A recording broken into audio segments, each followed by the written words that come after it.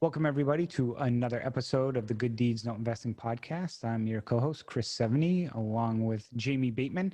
And today we have a special can't speak, special guest. We have Carson Faris, who is the founder and CEO of Phoenix Investment Funds.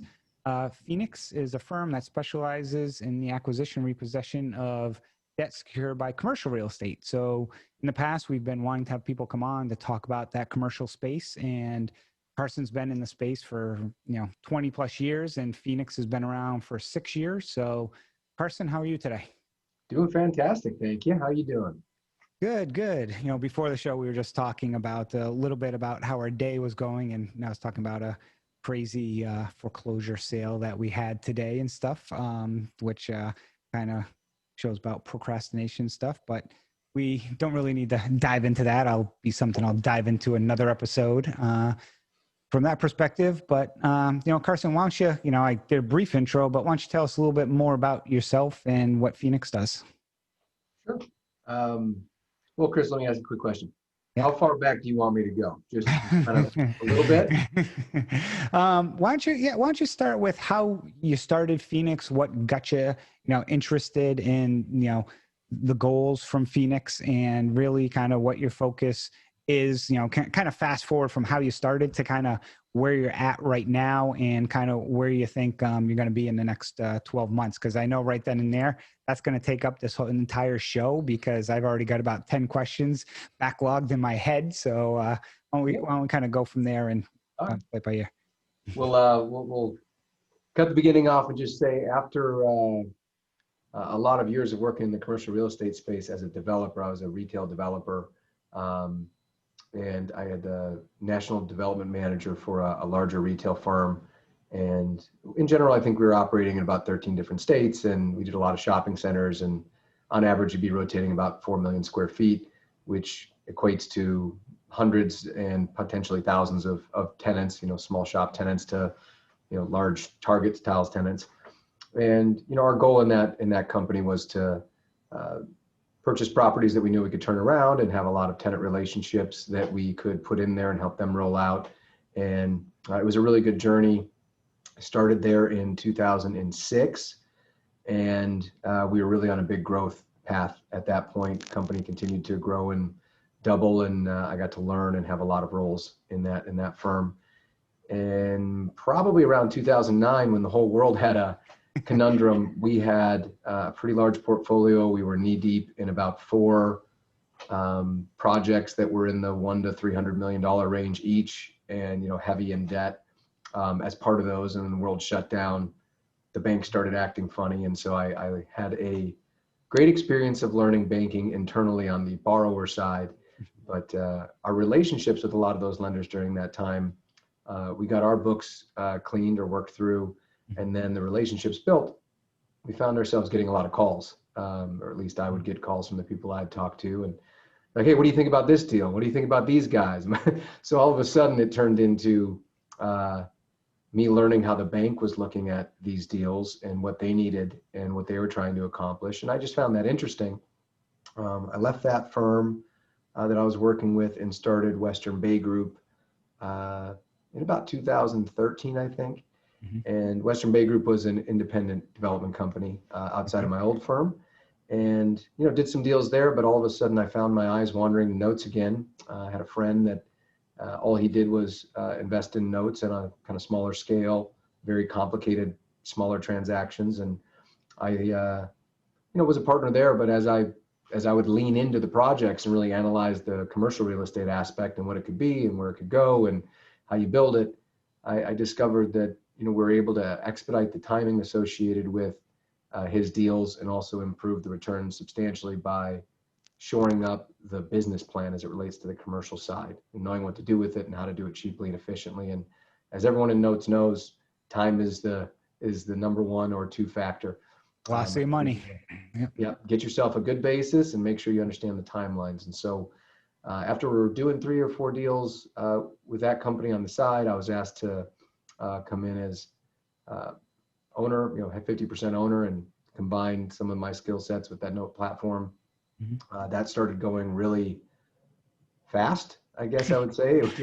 It grew quite quickly. Some of our capital relationships were blended in from my old world, and I was able to translate, the end game of a retail property through the note process, and really educated myself in the details. Started from the bottom again and went all the way to the top to get a horizon picture of what the scenarios would be in the events that you could get hurt, which is also a number one thing to realize. Don't lose money. Yep. And that takes a lot of precautions and understandings, and building yourself a good team, hopefully a good outsourced team. Bringing in all the labor when you don't know necessarily when notes will come isn't always the best move. Just free tip. But yeah, we did that. Phoenix did about 40 transactions at a time. We're located in Newport Beach, California. That was rotating through the years until the distress started to really wind down, and the deals were stretching, and the pricing got too high. We had multiple funds open at that time. We had a blind fund model. And in the blind fund model, it's a rare one to be able to get to accomplish, I think, because you write a general prospectus and aim at what you're going for, and the partners fund blind, and you have total election and choice on that capital. But you are paying for the use of their capital from the time they sign on. So you have a cash drag issue, or another way put is you have to transact quickly enough to make sure that preferred return an investor gets does not eat up your overall return for all the work that you've done. And there's a lot of learning lessons in that, and how to stage that and set that up. But we did about $200 million in transactions over the last 4 or 5 years. Most of that in those first 3. The rest of it was fixing the things and finishing them all out and selling them off. As I sit here today, I've wound down pretty much that entire portfolio. Few assets are just kept in company, but for the most part, they've all transacted, moved out, sold, refied, whatever they needed to do. And I went into the environmental space for a while. It's an expertise that we have, and could get into that for a while, but it's probably a different podcast. But now it's back. So defaults are up. I'm tracking the forbearance and defaults by state right now. They're rising long-term. 90 plus days are really increasing. And it's a little bit more difficult in the space that I play on larger transactions, but where people are really getting hit right now might be valuable to your listeners. And that is in the smaller community bank world and smaller regional bank world, they don't have a special asset department, which is the department that works on this stuff normally. They generally don't have the sophistication to deal with what goes into the commercial process. And they've never even sold a note before a lot of the times. So this is an interesting time for people looking for a smaller size deal. And in commercial, that can mean, $300,000 to $2 million or something like that in terms of a note purchase, depending on where you live, of course. But there's going to be a lot of that coming up with not a lot of resource. I'm a little bit more focused on the larger transactions, and we try and stay under the big institutions. So, we're really aimed in 2021 for that $5 to $25 million mark, and we'll do smaller ones if we need to. But the volume of deals when they're smaller can really take up all of your capacity. So at this stage, with where the market is, I'm a little bit more focused on waiting for opportunities that are genuinely worth our time, and then executing on those business plans very efficiently. And my experience has shown me doing less well provides a much better return from all than doing a lot of deals pretty well. Quick question, is your focus on, you mentioned distress coming to pipe, is your focus going to be on one asset class, whether it's office, retail? I know you mentioned you got the strong retail background. I know office right now is struggling. A lot of retail, of course, is struggling, especially food service, and, multifamily in some locations, I think is struggling as well, or is going to struggle. Is there a specific asset class that you're looking to target, or is it kind of more opportunity based on location and just deal and what the metrics and numbers fall into?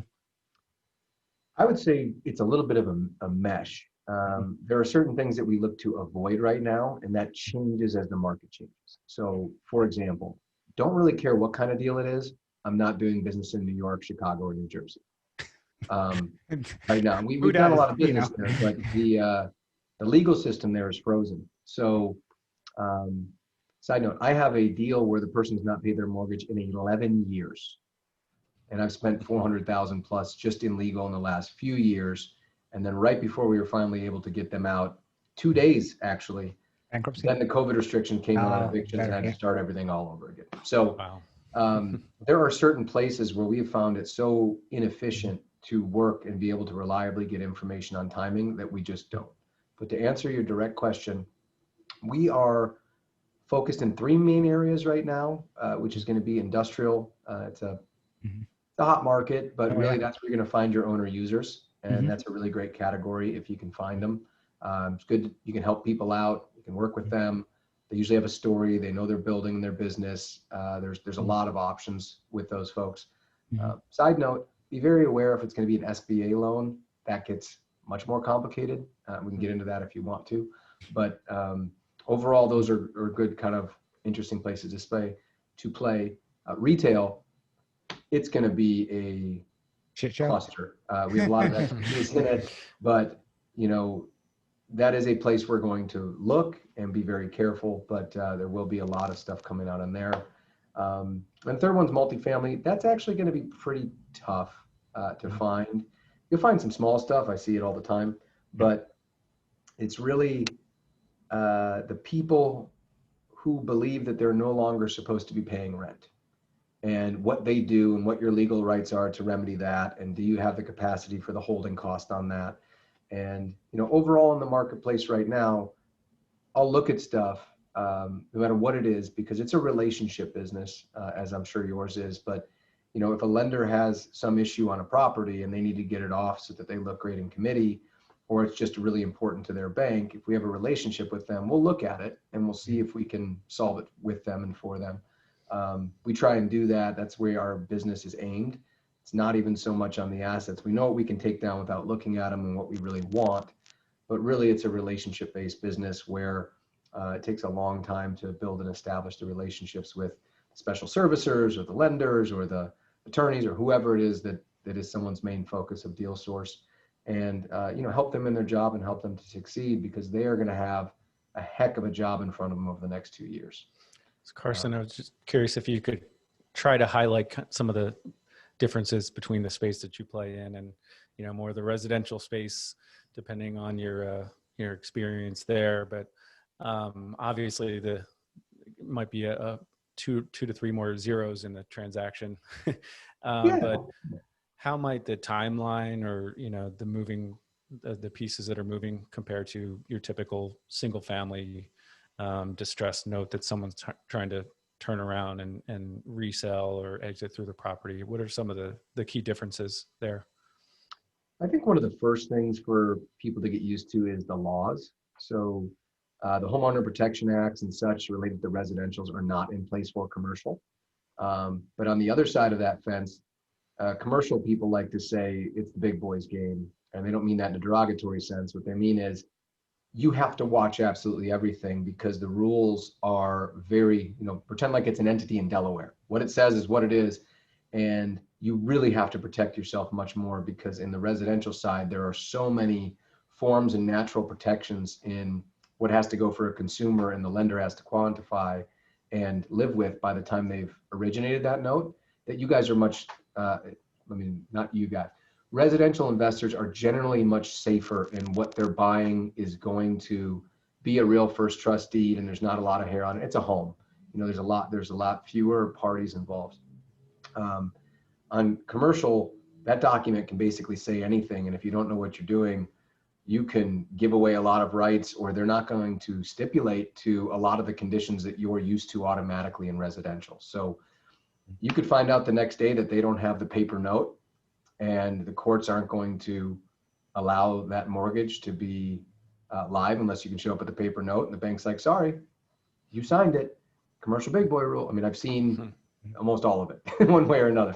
So you got to watch yourself a lot more. Another thing to keep in mind is there are a lot fewer commercial properties than there are residential properties. So the volume, the size, the skills that it takes to unload one, in this market especially, if you are in a commercial space, you need to know that there's a tenant or someone that can use it.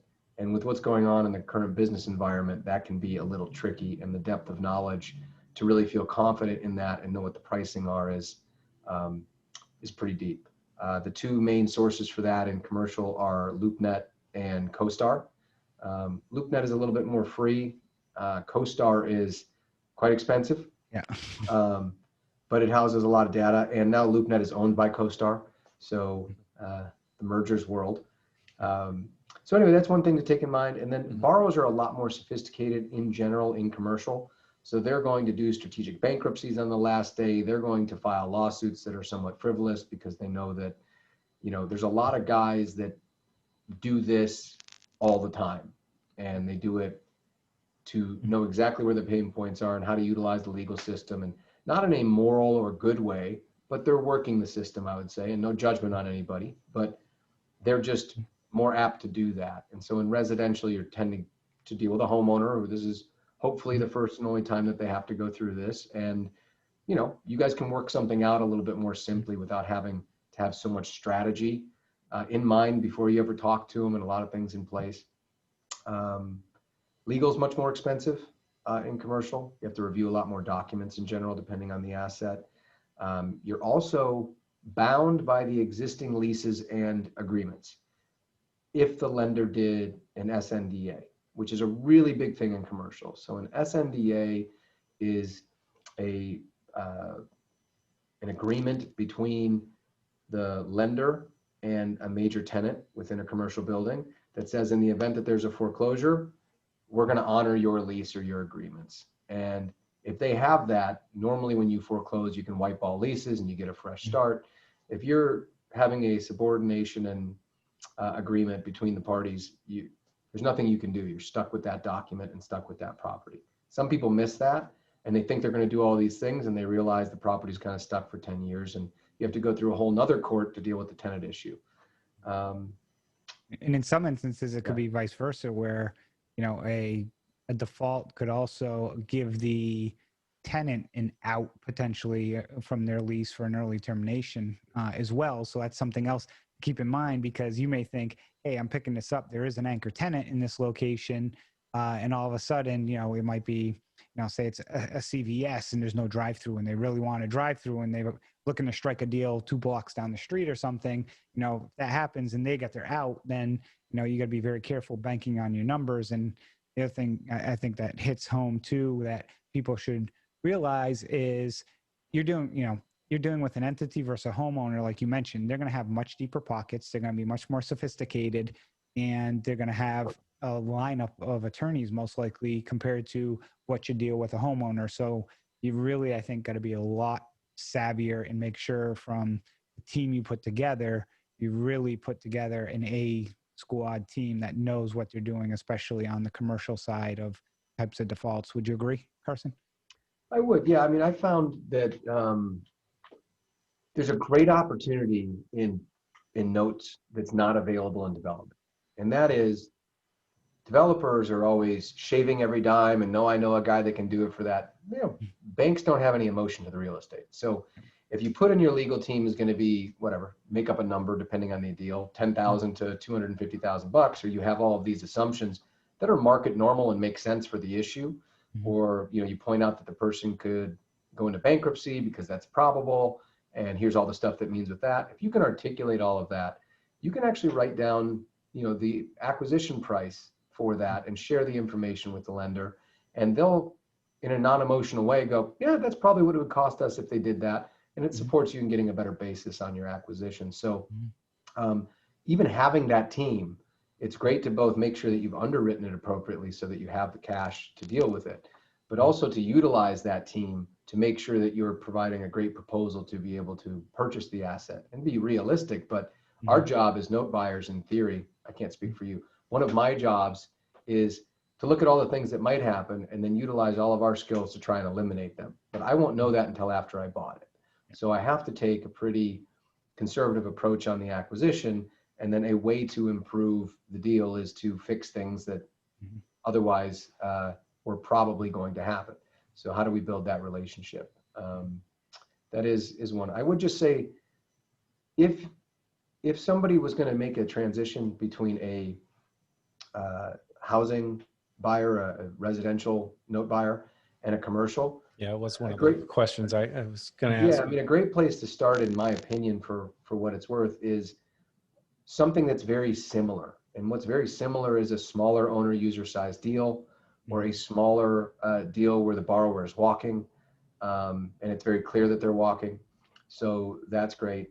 I'm assuming that it's the exact same thing, but for the most part, you're purchasing a note from one of several reasons. It's a performing note, and it provides you a yield. And if you are able to get something at a lower cost to your payoff, then it just improves your yield. You're going to do that to try and, or you're going to do a modification of some kind because the current note isn't actually feasible. You're going to go with the intent of getting a payoff. Maybe there's a balloon payment there and you're negotiating it down, and your business plan is waiting for time, and then you get this payoff. Or lastly, there's a lot of options, but lastly, it's someone who's willing to own the real estate or wants to own that real estate. And the mechanisms that you use to evaluate whether it's a good decision or not really has to do with what you want. So if you want to buy the building, a great thing to know is that the loan amount is greater than the current market value and replacement value of that real estate. So if the note is $2 million and you got an appraisal that says the building's only really worth 1.8, and you have all this other stuff, you're not going to underwrite to the UPB anymore, the unpaid principal balance. You start with that collateral, and then you get to reverse that back. But when you come into play, what you can do to be a godsend to the borrower is agree in exchange for their friendly foreclosure or their deed in lieu to forgive the difference, and everyone can walk away, which a large commercial bank may not do. So there's a great advantage to those smaller deals, and I think there's going to be a lot more of them. So those are regional banks and community banks, and you're going to be looking for attorneys that serve them, and special asset officers or people that deal with that in the banks. Some of the smaller banks don't even have that. I actually think that community banks are probably going to be hit the hardest because they stretch the most. And there is a lot of those. So, you can develop a relationship with one or several of those in your local area, maybe where the real estate and the people, and maybe there's an opportunity to have a note to review. And so do you all play in the performing space at all, or strictly non-performing? Not really. There's different buckets. So the buckets are, in my world, you have regular bank direct deals. You have your auction deals, which are the bank loans that go through DebtX or 10X or one of those things that ends in X. And or you have the hard money guys. Now that's a deal that you can buy for yield. So the hard money guys' coupons are already written to 9 to 14%, and they have all this stuff. And they're the first ones out usually. So there is an opportunity to purchase a note for yield. They're usually a hard money lender's UPB is different than a bank's UPB. So, and I mean that in the way that each of those groups thinks about it. So a bank's UPB, even if it's got accrued interest of $100,000, it's going to be what the UPB was. That's how it's on the books. But for a hard money or private lender, their UPB generally means total payoff with all of this stuff in there. Yep. So the difficult part about those guys is you might get more yield, but you're not sure that you're ever going to get all of this stuff above UPB. And the bid-ask spread, which is how much people are willing to pay for what they're willing to sell it for, has been really, really large for the last year. It's starting to get close. And I would say by first quarter, it will be aligned at least for certain deals. And so I think the transactions will start coming out. Lenders have been writing down quarter over quarter, and I really think that they're starting to release assets probably early next year through the first half of the year. Yeah, I feel like we've seen pretty much the same thing on the residential side. Just there was 2 or 3 months where it was almost a standstill, just no agreement between pricing expectations between the buyers and sellers. It seems like it's picked up a little bit Of course, Chris was out there buying all kinds of non-performers anyway, but I do think it's going to open up on the residential side as well. But yeah, so curious, you mentioned a few states you stay out of. Are there a few states that you are targeting in particular, or not so much? Well, it changes a lot. The West Coast is easier for us, but we have some challenges there. But Arizona is great. So here's what you track, and it changes. So it's hard to answer because it changed for me. I track what is, depending on the situation, how is the legal system there, and how confident are we on the track to get to fee. So if you can really establish that, even with, okay, if they go bankrupt because the situation at least has the probability for that, and that basically would mean that there is subjectively equity available in the building, then there's at least an option to go bankrupt. If not, they go BK, and then they're just going to give you a relief from stay anyway, but it still might add a month or two or whatever it is. But for places where you go BK and that court might be 2 months, blah, blah, blah. So knowing the legal timeline is really important. Environmental liabilities, really important. In California and a lot of states, if you end up with something and it happens to have dirty dirt, you are fully responsible for that, period. And they're going to come after you, and they're going to come after your investment, and that's not great. But you go to Arizona, Arizona has a not your fault, not your issue way about them. So depending on what you're buying, that's really important. And where are the people now? Are they leaving? Are they coming? What type of businesses is there? How are they going to get through this recovery? So, I live in the strangest state that I can think of. California is just wobbling all over the place between all the laws that were just written and what's going on here and there, and pricing expectations. And we have a very unique taxing system, which is, constantly trying to be modified, which makes investment a little bit scarier. And I think the last thing I'll mention, because we could go on for this one, what's the income tax? So I don't know how your investors do things. We set up SPEs, or special purpose entities, for each acquisition that we do. And, we try and have offices in the states that we're doing a lot of business, because there's no need for people that aren't here. If we ran everything through California and our partners in Florida and the deals in Florida and our office in Florida is handling it, well, California's got a 13% income tax. I think it's 12.3% up to a certain height, and then it goes up to 13.3. But that's huge compared to zero. So, if you have $100,000 in profit and you got to lose 12, 13% of it for no reason, then that kind of stinks. So, just look at those different qualities. But the court is the number one. Everything else I can account for, but the timing of what it's going to take to get there, anything else I think you can analyze, and it's somewhat within your control. You mentioned, talk about timing, speed, control. Just curious, and you mentioned hard money, 914 on a typical deal. Is there a certain type of yield that you look for on these type of deals that when you pencil them out? And from a returns perspective, I know like on my non-performers, I target a certain percentage yield as kind of what I'll bid it to based on worst case exit strategy. I was curious how the commercial space numbers kind of jive with the residential side. Again, with a much larger number you're working with, I'm guessing the overall yield was probably definitely lower than, dealing with a $50,000 note versus a $5 million note. But I was just curious kind of what you typically target or ballpark range. So how can I answer this question? So it really has to do with which capital bucket it's being grabbed from. Okay. So if you're grabbing it from a capital bucket where, the thing about notes is they're all cash transactions, you're not financing them normally unless you're in a totally different league. So, you're looking at that and you say, okay, what does the partners need? And depending on the risk of that deal, let's say your cost of capital is 10%. That's what they need as a preferred return. So if we want the company to work, like we're not going to be able to look at a deal where, you can't absorb the expenses, it can't have the fee, and then, the partner's working in it. I try and get, the market goes from 80-20 splits, cash to sponsor, all the way to 50-50 is kind of where it lands after you have a ton of experience. And the way that we manipulate that is we change the prep. Okay. So, the higher the risk, the higher the risk.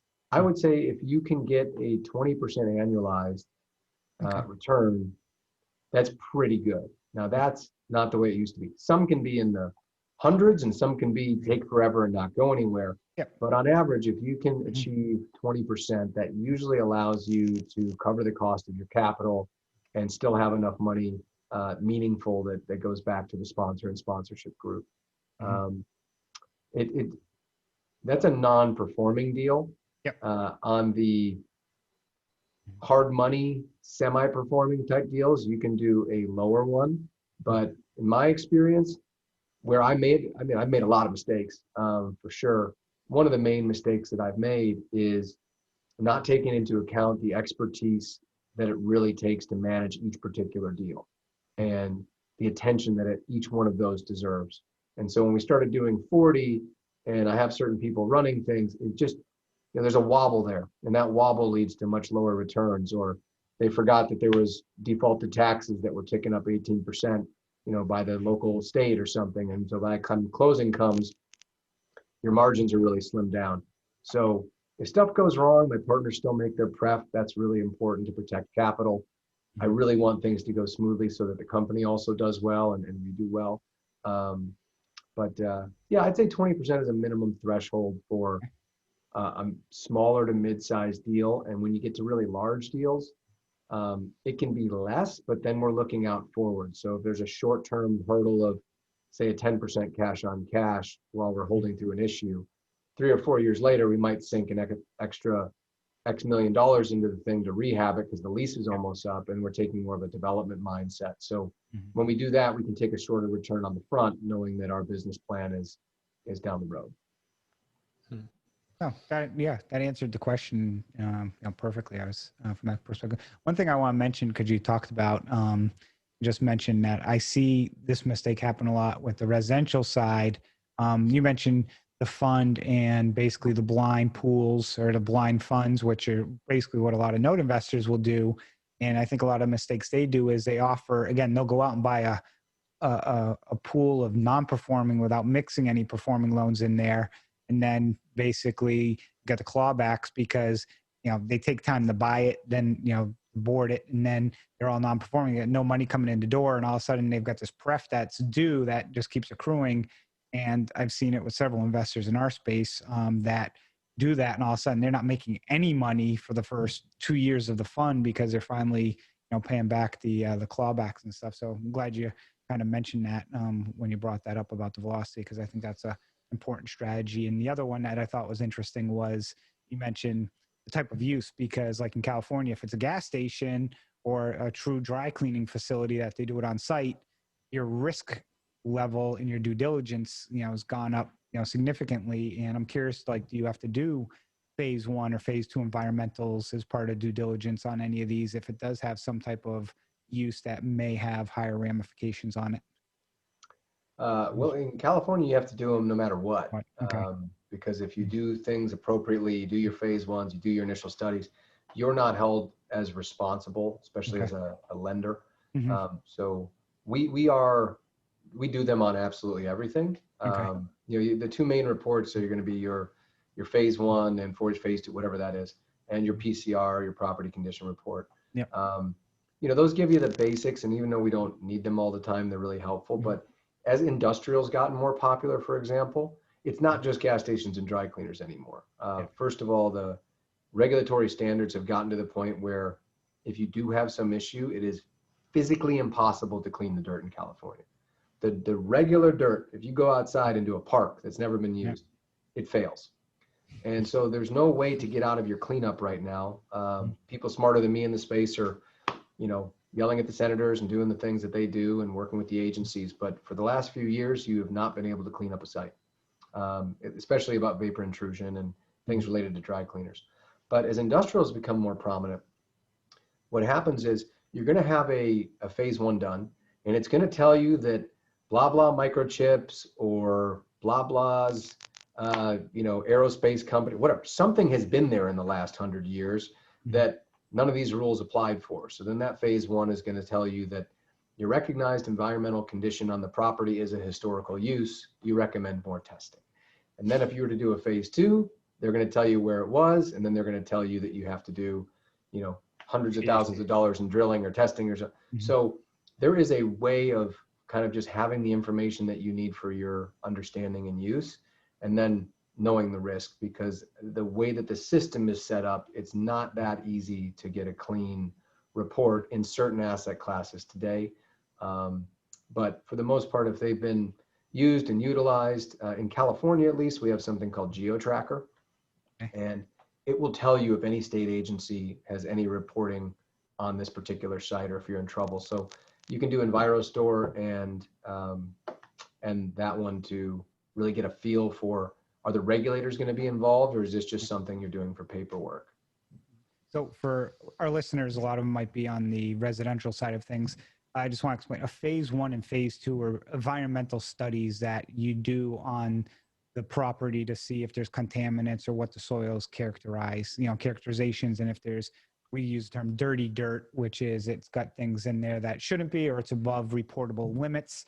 You may have to remediate or clean those out. And I've done work I'm originally from commercial world, up in Boston and DC, which you've got the other thing that throws the curveball in you which is archaeology, because a lot of these sites might be historic. And I was working on a site in downtown Alexandria that they were pulling a boat out of, that was a few hundred years old because of where the shoreline moved out of the ground and stuff. So it's actually pretty cool, but the amount of money on a development that you can lose because archaeology steps in with literally with the little brushes and, finding things up, it can be, and there's actually insurance for that, believe it or not.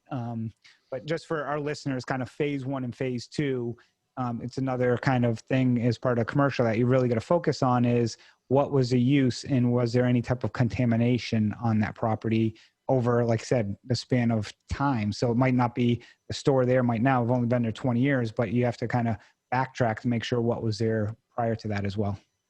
And I would think if you're a residential person, if you're next to an industrial site or next to a retail site that maybe used to have a dry cleaner, you have a feeling for it, that spreads in a plume underneath. So it could drastically change the value of your home. You might have a lawsuit on your hands, but you're going to be spending years dealing with that. So when evaluating even a house, I would just take a look at what used to be there. Now you can go back and Google Earth till like 19 whatever, and really see what used to be places. It's nothing that you really need to worry about overly, but it doesn't hurt to put that on your sniff test. Did anything used to be around here that could cause me a big issue? I'm laughing. Carson, go ahead. Oh, go ahead.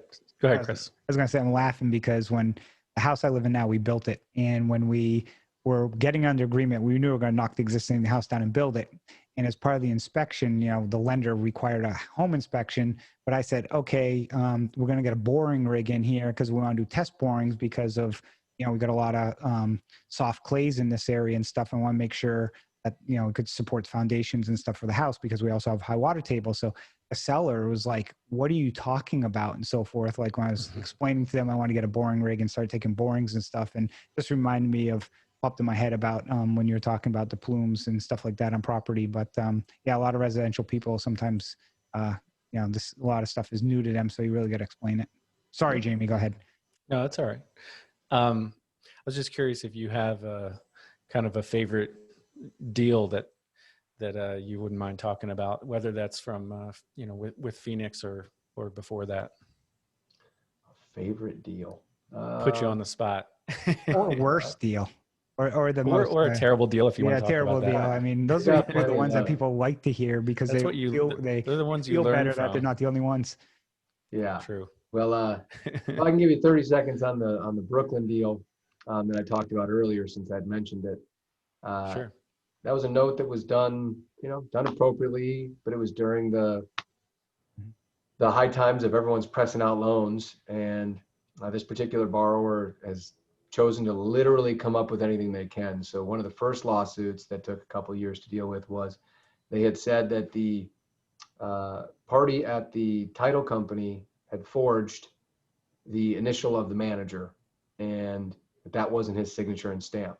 So, I mean, the amount of things that they could make up. Now, this is 11 years of legal. And as a commercial property owner, you have to put the receiver in place. Mm-hmm. You have to have a trustee when you get to that stage. But you have to pay the receiver every month, which is not cheap to manage things by the court ruling. And you have to cover the insurance, and I'm supposed to be fixing it up, and I got to pay the taxes. So for 11 years, There's no legal recourse for this deal. It's incredible. And I've never seen, I mean, that is by far the longest one I've ever heard. And the tricks, and I mean, they've gone BK now twice. They never changed the BK plan from the first one that got shut out. The courts still have not dismissed it with prejudice, so they could even do it one more time. And so there's a certain, be very aware of your borrower, their personality and their traits as best you're able to. Look at their history if you can. I think that's really important. On a really good deal, you know, sometimes we're able to save some companies, and I really, really like that. There was a deal not too long ago in California where a long-term family company, 100 plus years, had some financial challenges associated with their contracts with the government and whatever they were doing. And the lenders were coming down on them, and it got really, really bad. And we looked at them, we really liked them. And, you know, we had purchased their note for, you know, not a great price, but we understood the building and what it could be. And you have a choice to try and go down one road or the other. And I met with these people, and they were great. And it's like, hey, we have this giant contract and they're not paying us, and here's what's going on. And we facilitated a side loan for them, saved the company, saved 64 local jobs there. Everyone got to stay. It got down to 2 days and payroll couldn't be met. So we floated until the government came in. You know, we built a great relationship with them. California then, you know, continued to put more regulations on. So they then moved to North Dakota, I think. Anyway, we ended up taking over the building at that point, worked something out with them and purchased it. And we repurposed the building. But they called me a year later, and the government had been delayed. It's really hard if you're in the Department of Defense world to get a building cleared. You have to build everything and have it there before they'll even get an inspector, and it can take a long time. So they had a very similar situation again, and I had no relation whatsoever to this new thing. But we met up and we found a solution for them, and they're just great people. And I got to know them and their family well. And there's just certain things about this job where there's an intimate space created between a lender and borrower, let's say. But you have an option to create an intimate space. Yeah, that's pretty neat. I mean, that's really why, Chris, correct me if I'm wrong, but that's kind of why you called it the Good Deeds Note Investing Podcast, right? Is to try to come up with these win-win scenarios. It's not always possible. I mean, there's you can't control everything, but that definitely is a feel-good story. That's pretty neat. Yeah, I mean, it's, you know, probably similar in commercial. If the person wants to play ball, you know, we try and play ball with them and work with them. And, you know, we're not, you know, heartless individuals. We have a responsibility, of course, fiduciary responsibility to our investors. But in the same token, in many instances, keeping somebody in a deal a lot of times is also sometimes the most lucrative. You know, on a non-performing asset, to get it reperforming, you know, get it, you know, brought back to where it needs to be, and then turn around flipping it later on down the lines. You know, it's typically a win-win for every party involved. Yeah, sounds like it is on the commercial side as well. Yeah, I just actually pulled up a flyer from one of our last funds, and the big thing on the bottom of it was profitable investments that make a positive difference. Because in that quarter, we had turned a burnt down apartment in Northern California where there was nothing to do, and worked with insurance, and we got that thing all fixed up. We took an old plating facility that was unusable and turned, you know, we just have these great stories of turning stuff around.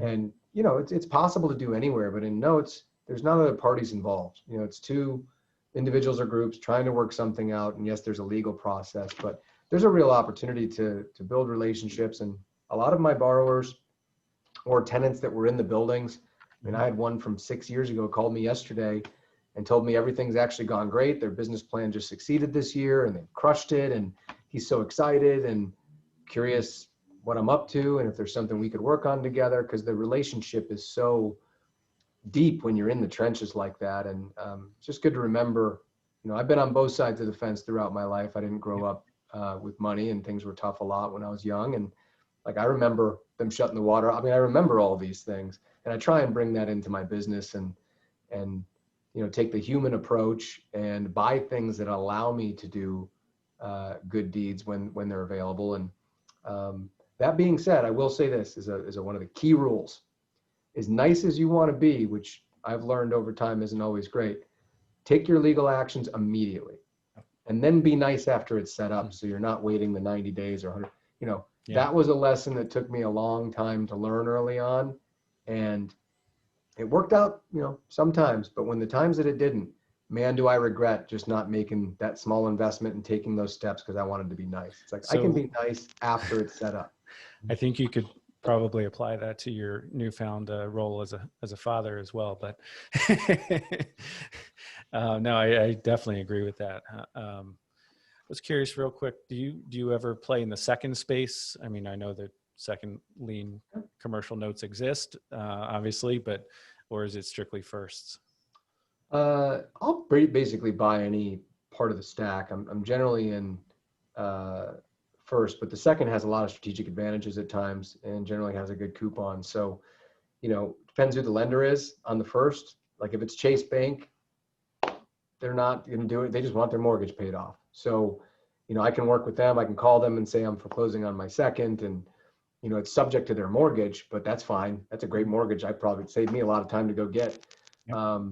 So those ones are okay. I don't play in them a ton, only because the amount of equity in those deals tends to be really, really tight, and you never know what the first is going to do. And a lot of the times you're not dealing with Chase or somebody like that because they don't allow the second. So I've had multiple circumstances this year as things have kind of changed in the market where the deals are available as the second and first because they never told their lender they got the second. And so there's a lot of seconds going on right now that were never notified. And now people started paying attention as the market tightened up, and they are not happy. And to be fair, some of those borrowers, they don't read that stuff. Mm-hmm. I mean, commercial documents are crazy long, and they're like, well, I got plenty of equity. Why couldn't I get a second? It's like, well, it's just not really how it works. Yeah. And to look at Chris's face, he knows that's not how it works. It's funny. I work for a commercial developer, and been through many deals. And I mean, there's things where, especially now where, they're monitoring, your debt service. I mean, they're just, looking at if you're going below a certain debt service, they're like, hey, you got to pitch in, you got to put more in the reserves. Or, there is, the whole putting a second on, I'm laughing because I've seen that, and people do that before, and then they get caught, and it's like, oh, I didn't know. And it's like, like you said, the documents are, extremely thick, and it's not like 30 days to get these types of loans. There's a lot of underwriting and due diligence that's involved. If you've ever seen a loan application for a commercial, it's it's an interesting feat to complete one, and it's just a completely different type of application compared to here's the initial application without the documents of one done last week. This is just the app process. Yeah. Wow. So it's real fun. But who's great if you ever have a chance to step up? Life insurance companies. Yep. They're really great to work with. I've had a great experience with them. Can you be more specific, or how do you work with them? In terms of actually getting financing, life insurance companies, gotcha. if you can get to that level, are great to work with. They have no post-closing covenant precedent a lot of the times. And in relation to a lot of banks that just absolutely track everything, it's a lot of work. Mm-hmm. In a really simple form, and I don't mean this to be true everywhere, but in a really simple form, if you make your payments and you still remain financially healthy, they let you manage your property and do your thing. Like, you don't need to go back and ask them a bunch of, they're like, okay, it still has its equity. It's still good. Oh, you lost your big tenant. Okay. You're going to keep paying us. Great. Okay. So it minimizes a lot of the strain associated with the loan, the larger bank deals. Interesting. And, for me, that works really, really well. There's a guy named Antonio Hatcham at George Smith Partners. He's the best in the business. So if you ever have a chance to get a large commercial loan and you want to, the stuff they can do is unreal. And I've been really blessed to have them on our team over the years. So life insurance is a good deal. Excuse me. Interesting. Sorry about that. My son had come join us and had a emergency. He needed the passcode to log into on his computer. That sounds right. That sounds right. So part of the COVID life, Yeah, absolutely. juggling many different things. So I guess if you were to give, and kind of you've given a lot of great information and feedback already as we wrap up this episode, kind of you talked about relationships, community banks, kind of starting small, um, you know, I'm guessing similar to a typical deal, due diligence, of course, is probably one of the number one priorities. A question I wanted to ask though was the closing period on, typically if we're buying, call it a single, I know you're buying 30, 40 at a time or whatnot, but, what is the transaction time to close a deal? Is it similar to the space where on the residential where you put in an indicative bid, get it accepted, do the due diligence over a course of maybe 3-4 weeks and then close on the deal? How does that process just work on the commercial side, out of curiosity? Yeah, I can tell you my experience. I know depending on what Sure. tranche you play in, they all work a little Mhm. different. Um, I'll just say it's unlike anything I've seen in regular real estate. So the way that our relationships are working these days is the relationship is direct with the person at the bank. Like that's the way we prefer it. You can do all the auctions and they have all those timelines that you discussed, but a direct deal Yeah. with a lender is a lot of the work that we're doing is going, it goes kind of like this. Hey, we got something, it's interesting, great. Send me over what you have, and they'll have a few documents. They look at it, do interested or not interested in, push that back. If we are interested, we're going to have a list of questions and we'll have a list of documents we're asking them to get. They'll send them to us again. We're really trying to work through the process of finding a number and creating a range, because the underwriting for commercial can get quite expensive and intense. So Mhm. we do a dance back and forth to see if we're going to be in the range or the ballpark to get all those third-party reports and get the details and the things we want for a real offer. Because of the amount of transactions we've likely done before, we actually do the process backwards from development. We get to a place where we go, all right, let's agree that this is an unknown and this is probably an expense. It's going to be, it's $1 million. That's what we Mhm. can do for it. And they're going to take that in and they're going to kind of get that pre-approved by the board if we both find it reasonable, or committee or whatever their process is. They'll come back and go, hey, I think they'll do that. Well, my email saying $1 million, that's the deal. After Mhm. that's done, they'll kick that to legal and they'll do their LPSA, which is the loan purchase and sale agreement. Yep. And that's going to be on a form that comes in and has a lot of stuff in it you don't like. In general, you can't change any of it. Mhm. So it's one of the risks of doing that deal. And then that closing time window is fast. But on average, back in the day, like this whole process would have to be in like 10, 15 days because we're dealing with emergency situations. Yep. You do have several weeks or a month in that initial process, but that email saying we could do $1 million, that's really the handshake in commercial loans as the way we've done it is Okay. if we write it in an email that we'll do something, Mhm. the legal stuff is just going to come later and the clock starts ticking and we're moving forward. Okay. Cool. Interesting. Jamie, any other questions? Um, We could go on for hours. I know I Yeah. could, but I think I'm good. This has been really good, Carson. I appreciate your time. No, you're welcome. I'll be well. I have a couple like things to look for if you're going to start out. Real couple bullet points. Oh yeah, Yeah, no, yeah, absolutely, yeah. please. And if you have any Um, collateral or any anything like any marking material or anything, feel free to send along. We'll put it in the show notes so people can download that as well, or more information about you. Also, we'll ask later, but if people want to invest in your funds and stuff, how to get in touch with you, we'll hit all that as well. So Great, thanks. So just the number one thing that I look, kind of my personal approach is I look for the issue, right? In the issue, you'll find out what type of opportunity it is. So if you get the point where you have that lead, start where you're actually a borrower, or you have a checking account. Go talk to your lady, that's, or your man, or your contact. Better way to say it. See who's in the bank that does that, and walk down the street and do it again. I mean, that's an interesting way to start. But when they have a note, like identify that issue and genuinely see if it's something you know how to fix. If you're an investor and you also happen to be a contractor, your brother is, and the issue is it's beat up or something happened, then okay, like you can probably figure that out. If the issue is something really complicated and strange or environment, maybe not a good spot to start. The number one things in the business are the basis, the location, and the time. So the basis meaning have you done a really great job underwriting the risk associated with this deal? If you have, great. You should be able to get a really good basis where you've looked at all the scenarios. The location is going to be your absorption, like how fast could it move?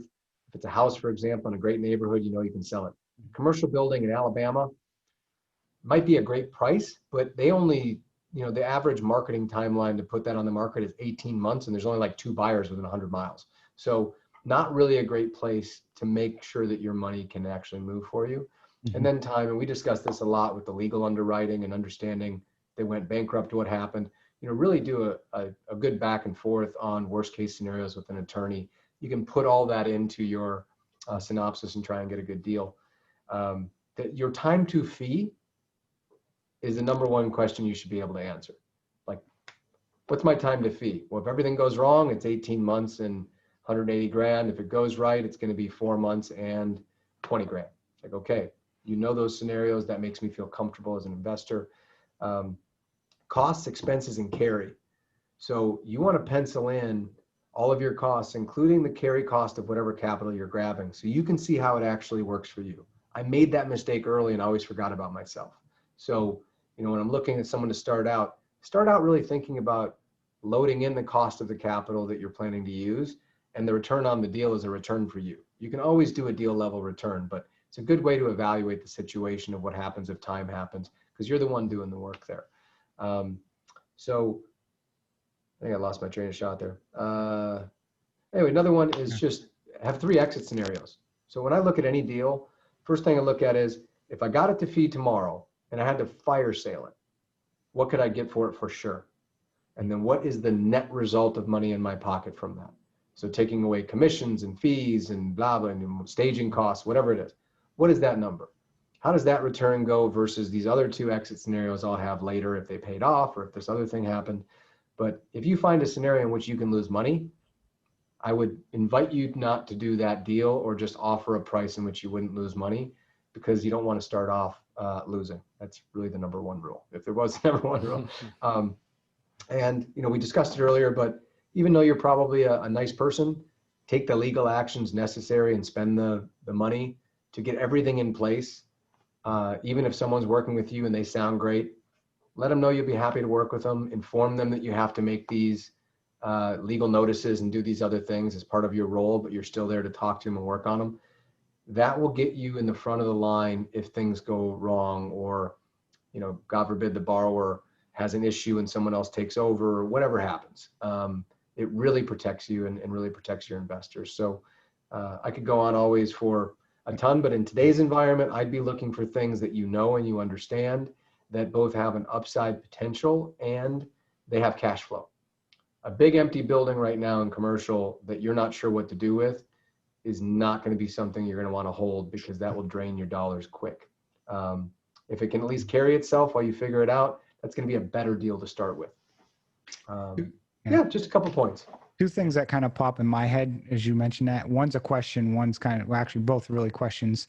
I see sometimes people in the residential space, I'll use the term, I'm kind of an honest, I see it, they go cheap. They'll either use like a cheap attorney, they try and sell the house themselves. I mean, in the commercial world, I would think you really can't do that. If it's a little retail center, you kind of would want to get a retail broker that specializes in that, not trying to stick a little for sale sign in front of it. You want to get a top-notch attorney from that perspective. Would you agree with that? Typically? Well, I think it depends who you are, but yeah, in general, I'd say unless you have, that your 10,000 hours of experience in that bucket, you're great. The good thing is, brokers are free. They have a lot of information. And by free, I mean they get paid when there's a transaction. Their consulting doesn't cost you anything. They likely have good referrals for attorneys and everything else. Managing your attorney and not allowing your attorney to manage you is key. So what I try and write out is my best thinking, my objectives, and the things that I really need to know, and tighten in their frame, because your budget will go from 50 grand to 5 if you've already put in the thinking and you have very specific questions and you provide them the information they need. Attorneys are whatever, some X dollars an hour, between 1 and 1,200, depending on what you need. And if you can take all that time off their plate, you're going to save yourself a fortune. When I got started, Mhm. I would get it to the point where I could be on the phone. I would watch the 15-minute mark because that's how they charge no matter what. Yeah. Right. And I would be like, if we had 29 minutes, I had one more thing. I'd be like, all right, I gotta go. I'm Talk to you not tomorrow. paying an extra $200 for one question. So have you hit Um, 1,200? The highest I've hit is 700 an hour is the highest I've hit on, and that was a land use attorney. So I'm curious, in California, you probably do have $1,200 an hour attorneys, but Oh yeah. Oh yeah. And you know, you can tell how much someone charges by how fast they talk.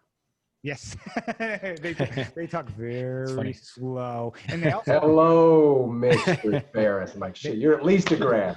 and the other thing is not only them, but they have an associate that also is always on the call, and they bring like a little group. It's like they bring like they're like Smurfs, it's like Papa Smurf and all the little Smurfs come. So all of a sudden you'll have like 7 of them on a call, only 2 of them talk, and then you get your bill and you're like, oh my God. So I think it's really, I mean, this is legal if you're going to get into commercial and maybe residential. I can't speak to that, but it is the number one cost saving skill to develop. And I would recommend 2 things. One, get very, very clear on what you want to know, what your questions are, open-ended or not, and make sure that they've had time to look at that quickly, because that might be free, and then your evaluation is going to be less. But 2, don't forget who the client is. A lot of people are scared of their own attorneys, and they don't lead them and direct that. Like they're scared of them because they're an expert in the law. Well, you're an expert in your business. And what you need to do is negotiate like you would do with anything else. If they're telling you that to foreclose on your whatever should be X dollars, see if they'll do a bulk fee. If something doesn't make sense to you or like didn't make you any money and they took forever doing something, the number of times back in the day when I got started that there would just be a runoff lawyer, and I would just pick up the phone like, what are you guys doing? They're like, yeah, we probably did stretch on that. And Angela had to learn that first, and you shouldn't pay for that. I mean, those phone calls would be like a $2,000 difference by just asking some common sense questions. So don't forget who works for who, respect them and need them. But, you start to carry an animosity towards an attorney who's actually supposed to be there to support you when you allow them to just do whatever they want, and you're not clear about what serves you. That's and a really they appreciate it too. That's a really good point. I know Chris has recently mentioned on our podcast that there's nothing wrong with getting a second or even a third opinion from different attorneys. We say that in the medical field, but people don't seem to think that. And they think an attorney knows everything. Well, they're just people that are well informed on a certain topic. So yeah, those are all really good points. no, that's probably If you're going to get 2 or 3, then I recommend that you form your potential clienthood in the form of a question and say, I have a building that is blank, blank, blank on blank, blank. My goal is to know blank. How would you get me there? How fast and how much would it cost me? And you get to watch their thinking, because the styles and strategies of each attorney might be very, very different. Mm-hmm. And if nothing else, now you have 3 different versions of what's possible. You can still choose yours, but you can take some of the better ideas from the other 2 and integrate that in. And maybe the other attorney's better for you on the next deal. But I found that to be really, really helpful. And as long as you're kind of meaningful and using them and their services over time, it's a great way to find what's best for you. One last question I had is on the commercial side, if there are tenants and stuff, do you have somebody talk to the tenants to try and get a feel for what's going on in whether it's, office or retail? Are you allowed to talk to tenants and stuff? Just, Not usually. The commercial world, you can't speak to the borrower. I mean, this is until you close. Yep. Okay. And you can't have any communication with the tenants in a formal capacity as a potential note buyer. If there's a Dairy Queen there, you can go get yourself a Blizzard and you can talk to the staff and you can look around and see if it's busy. But banks are very, very sensitive, especially on the commercial side, of what they're doing. A lot of the times they're not notifying anyone they're selling. It's something that they need to do for themselves, and they don't want the borrower to have a bad reaction to it or not understand that the bank's trying to sell it to someone who's going to help them instead of some chop shop or whatever. So yeah. It's similar residential, like when someone asks, hey, give me the borrower's phone number, I want to call them and ask them while they're not paying. I'm like, okay, cross you off the list from selling you an asset. I mean, Yeah. You can't do that. No. So as we wrap up, Carson, how can people learn more about your funds, more about what you invest in? What's the best way for people to learn more? Well, at this time, feel free as an individual just to learning what we're up to, we're www.phoenixif, like investmentfund.com. It'll tell you a little bit. That's a bank-facing website, so it's kind of more for our lender clients. On the investment side, we've kind of closed everything down for the moment. Not looking to do anything. We're doing more one-off transactions, and we're not raising any funds at the moment. But in the event that anyone ever needed anything or had a question, they could reach me at carson@phoenixif.com, and someone will get back to them and answer a question either on investment, or if they had a question with the deal, we'll be happy to do that. And all this will be in the show notes, so people can go to show notes and find this information as well. So, Jamie, any final thoughts? Thanks a lot, Carson. It's been really informative, and I'm sure our audience will really appreciate it and get a lot of value from it. So thanks. Hope so. Yeah. Have a good one, guys. I appreciate it. It's really been a pleasure to be on with you. Yep. Thanks, Carson. And thank you everyone for listening.